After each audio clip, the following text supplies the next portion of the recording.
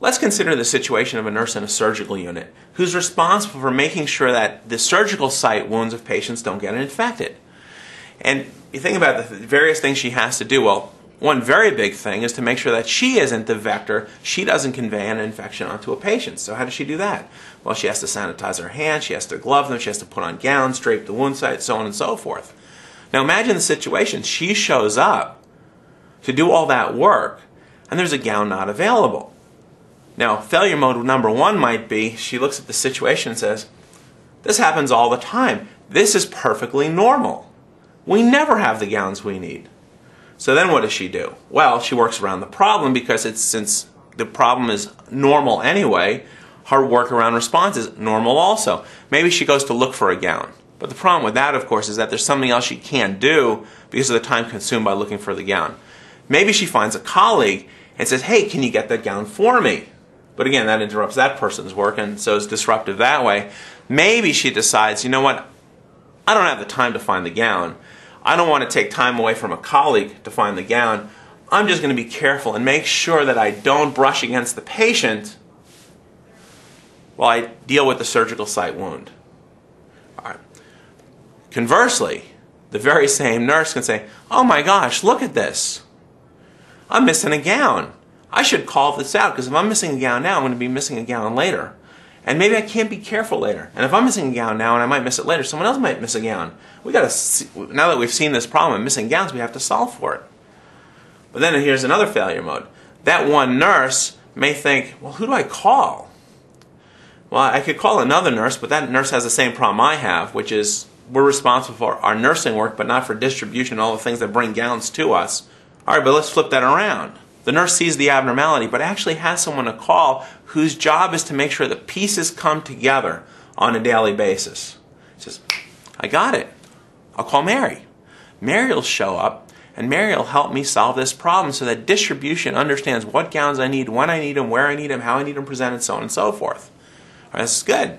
But then the nurse says, how do I get a hold of Mary? She's not here right now. It might be on a different shift. She might be in a different part of the unit. So what we have to do is make sure the nurse has a reliable way to draw Mary's attention. But even with all those things in place, we have to make sure that when Mary shows up, she shows up with the right attitude. And it's not Mary saying, oh, there you go again, complaining about the gowns. Don't you simply understand that the gowns don't show up when they're needed? And you as a nurse, as a professional nurse, have to adhere to the highest standards of our profession and take care of patients no matter what. All right, well, if that happens more than once or twice, we know Mary is not going to hear a lot about the problems which are being seen because she's not really embracing them as an opportunity to get better.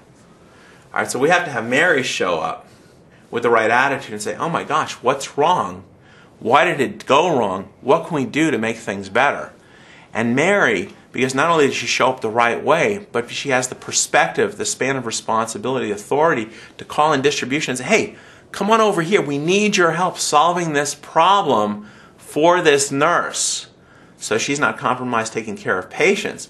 Distribution comes running on over too with exactly the right attitude saying, oh my gosh, what can we do better to be supportive of your nursing work? Well then, even if we've got all the right people in the room, we've got the nurse, we've got Mary who's responsible for integration, we've got distribution which has to be better integrated into the work of nurses. What's the next thing? They need time to solve the problem. I mean, we know that they've been given time to take care of patients and move supplies to where they have to be. But do they have time to actually sit down and investigate the reason the problem occurred and try different approaches so the problem doesn't occur again?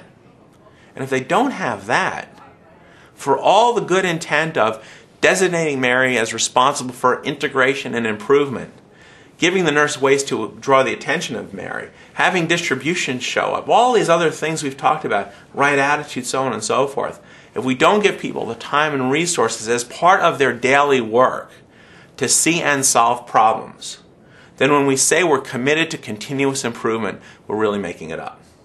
On the other hand, if we do all these things, we help people recognize abnormality, we make sure there's someone to respond to abnormality, we make sure there's a way to connect the person experiencing the abnormality with the person who's going to help solve it, that person shows up with the right attitude, and collectively, they have the time and resources to solve the problem. We've taken huge steps in our pursuit of impeccable quality, availability, and affordability.